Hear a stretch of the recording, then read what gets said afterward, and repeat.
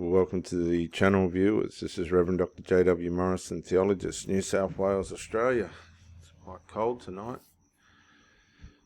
Thank you for joining me. We're going to talk about covert emotional incest and the shielding.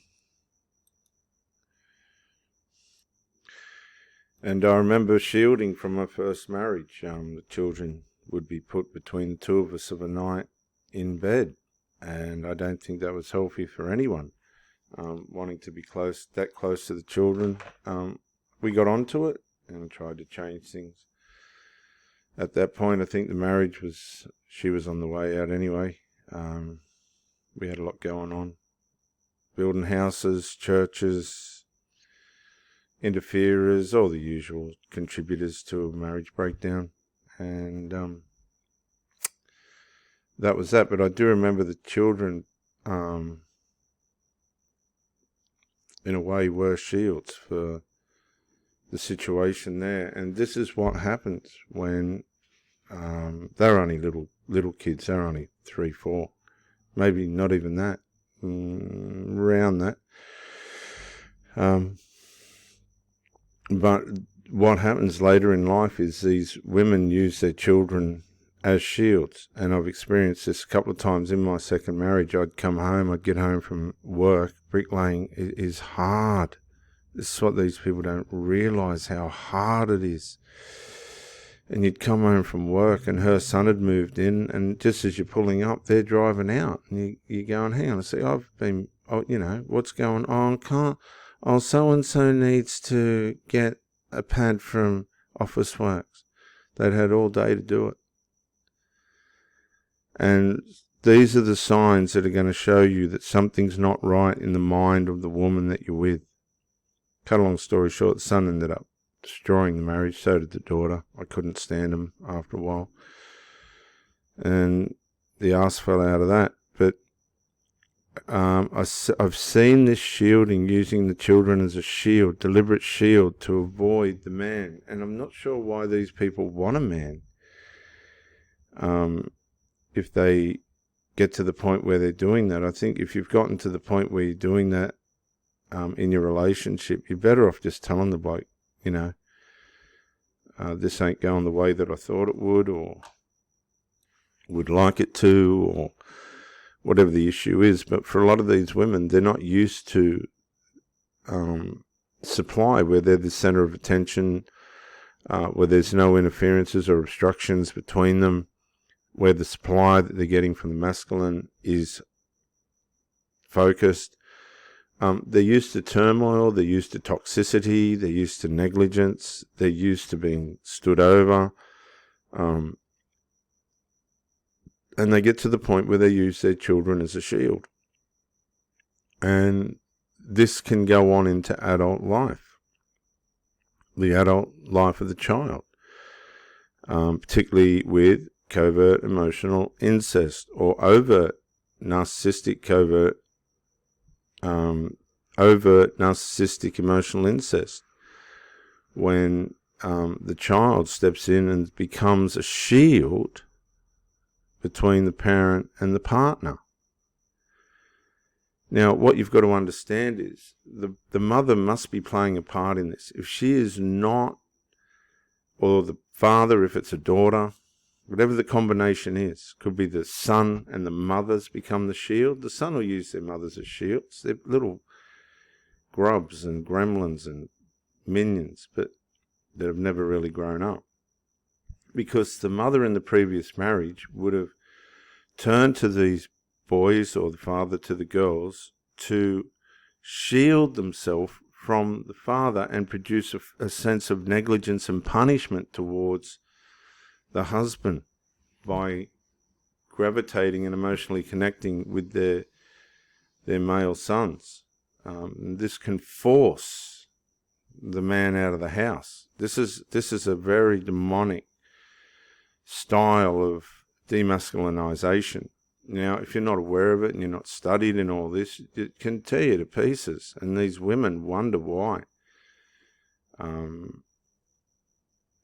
I've had several women, actually 4, say to me that the man that I was with said it's either the children or me. And now to me, that's kamikaze. You ain't going to survive that question, right? Common sense will tell you you're not going to survive that question. They're always going to pick the children. Blind Freddy would know that, but this is showing you the point of desperation that these people get to, where the women line up the adult children to psychologically assassinate the peace and the cohabitation of the man in their house. The woman hands over the authority of the house to the adult children, who then throw a coup, right? There's a collusion between the mother and the adult boys, or the father and the adult girls, to throw a coup against the other partner, against the other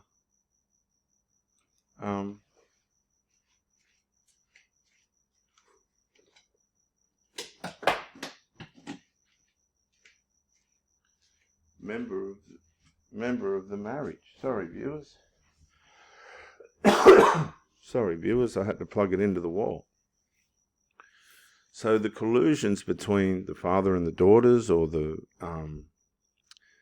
mother and the sons, to coup against the authority in the house. Now, the last woman I was married with tried that with the son, and they got kicked out. They only lasted 4 weeks of it, and I said, no, you please go. The woman I met after that, she had a bit of a think about it. I'll give it to her. She did look at it and go, this guy's right. But she was unable to undo it because it was too deep. It was this guy. I've never seen anybody pedestalized like this kid. Oh, God. Just totally destroyed him. But they'll work through it somehow. They'll thank me later for exposing it. They'll look back years ahead and thank me. But the way in which this one was conspired against a relationship was so pathetic, in the sense of, I thought, I'll show these people tolerance, right? I'll show tolerance here, and I'll show this woman that I'm a man of understanding and tolerance, right? Now, I thought, I'll give this 2 months, right? And I let it run for 9 months. And she must have known that the end was near, because she come up with this idea on how it was all going to be fit, and it was just pathetic. It was hopeless. Unfortunately, it was totally out of sync with where we were at. And it was sad how easily the relationship fell like dominoes. But the adult children were used as a shield to stop me from wanting to go down near her at her place. Now, I don't think she realized how ridiculous and pathetic that looked as a woman that was trying to have a relationship with a man. How she proved to the world and to the universe that these children were running her house and her life, as though we couldn't tell. And if you're watching this, thanks for the container.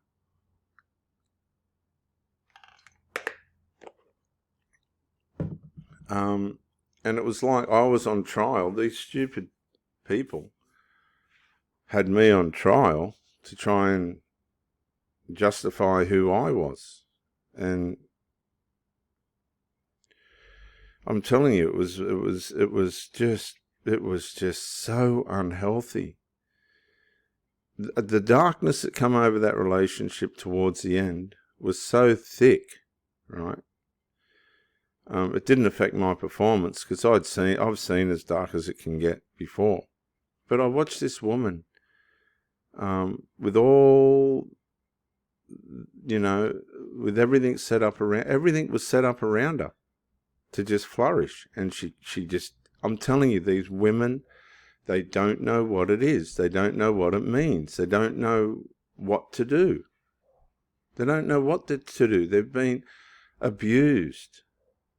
right? They've been abused by the men in their lives. They don't understand peacefulness and a place of privacy and healthiness. They got no comprehension. They just do not know what to do with it. And I always knew that this was going to default back to the covert emotional incest, because the intrusion and the dysfunction was coming from all out of her side of it all.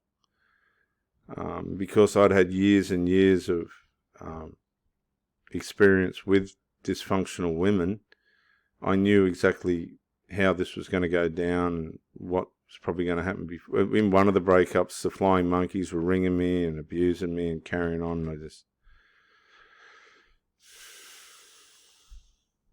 Or one of them anyway, the scapegoat. But it doesn't matter how hard you try. I've said this before. Who you are, what you're doing in life, whether you've succeeded in life or not, whether you are, person that can fit in with people or not, there's an underlying agenda that is being empowered by the parent and the children to work as a shield against a relationship, to probably protect the integrity of the covert emotional incest union. Now, these people aren't going to understand a word of this. They're going to be probably going, this guy's a psycho. Come and talk. I'm doing this on purpose. I'm doing these videos on purpose to help people not fall into this horrible, wicked, destructive element of overt and covert emotional incest. It's destroying the people in it. That's the funny part. You can tell them and show them, and they can watch their children going into infantile implosions and explosions and just sit there mute. They'll just sit there mute with every opportunity to fix the problem right in front of them.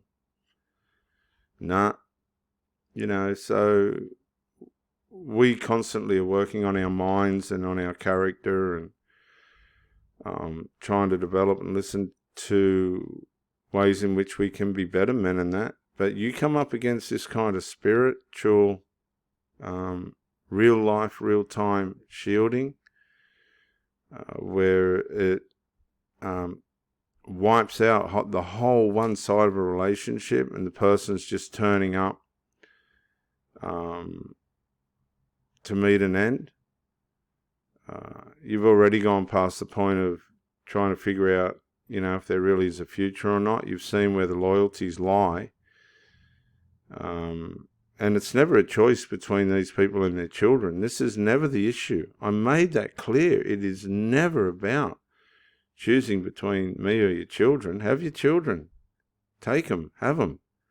It's about balance, and it's about healthiness, and it's about being a team. You cannot be a team with people who work in and live by overt narcissistic emotional incest or covert emotional incest, because they're too blindsided from the DNA side.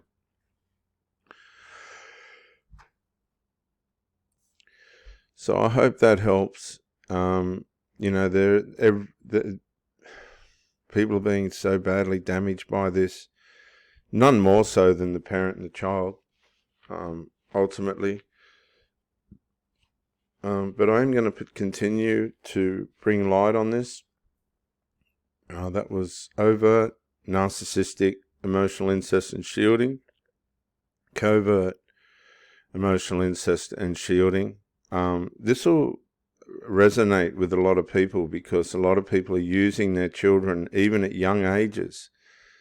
They're conditioning their children without even realizing, to shield the parents from each other as a shield. And that's abuse. That's a molestation in itself.